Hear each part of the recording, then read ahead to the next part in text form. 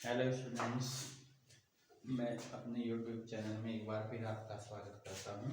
और कल हमने चर्चा की थी कि कूलाम के नियम का सदिश रूप क्या होता है, उसके बारे में हमने आपको समझाया था। और उम्मीद है कि वो वीडियो आपको पसंद आई होगी और आपका पूरा मार्गदर्शन हुआ होगा। आज हम चर्चा करते हैं कि विद्युत बल गुरुत्वाकर्षण बल से किस प्रकार संबंधित है या दोनों में तुलनात्मक अध्ययन क्या है। Comparison of electric force with the gravitational force।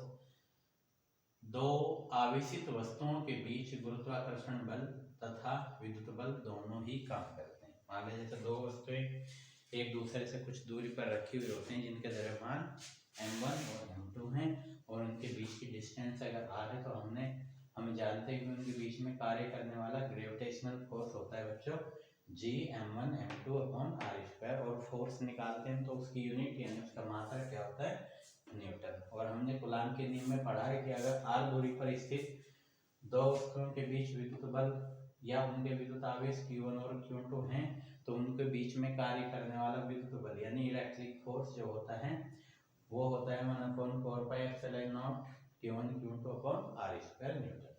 जब उनके बीच का माध्यम वायु या निर्वात है, नहीं तो यहाँ पे एप्सिलॉन नॉट के साथ एक कांस्टेंट कैपिटल के दिया है। इन दोनों सूत्रों को से दोनों बलों की तुलना हम इस प्रकार से कर सकते हैं। नंबर 1, विद्युत बल आकर्षण और प्रतिकर्षण दो प्रकार का हो सकता है, जबकि गुरुत्वाकर्षण बल सदैव आकर्षण बल ही होता है, अर्थात वो उनके आवेश पर डिपेंड नहीं करता है। इन दोनों बलों की प्रकृति से हमें ये पता चलता है कि आवेश दो प्रकार के हो सकते हैं परंतु उनका द्रव्यमान हमेशा एक ही प्रकार का होता है।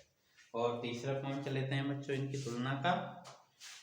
विद्युत बल दोनों आवेशों के बीच के माध्यम पर निर्भर करता है, जबकि गुरुत्वाकर्षण बल दोनों आवेशों के बीच के माध्यम पर निर्भर नहीं करता है। क्योंकि यहाँ पे आप देखते हैं F इज इलेक्ट्रिक फोर्स जो होता है 1/4πε0 K Q1 Q2 upon r square Newton.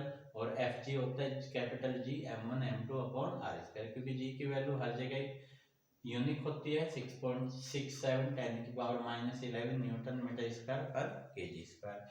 But ये जो 1/4πε0 K कैपिटल K की वैल्यू मेटल के लिए अलग होती है, लकड़ी के लिए अलग होती है, वायु के लिए अलग होती है। तो इस तरीके से ये जो फोर्स होता है ये बदलता रहता है और ये हमेशा कांस्टेंट रहता है, ठीक है ना।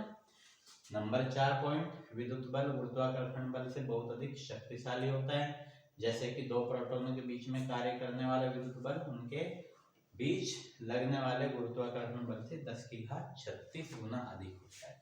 जो हमारा इलेक्ट्रिक फोर्स होता है वो ग्रेविटेशनल फोर्स से बहुत अधिक पावरफुल है, 10⁻36 टाइम्स मैक्सिमम होता है। और इसी तरीके से दो इलेक्ट्रॉनों के बीच लगने वाला जो इलेक्ट्रिक फोर्स होता है विद्युत बल जो होता है वो उनके बीच में लगने वाले गुरुत्वाकर्षण बल से 10⁻43 गुना अधिक होता है। तो बच्चों उम्मीद है ये विद्युत गुरुत्वाकर्षण बल और विद्युत बल की तुलना के बारे में आपको भलीभांति पता चल गया होगा।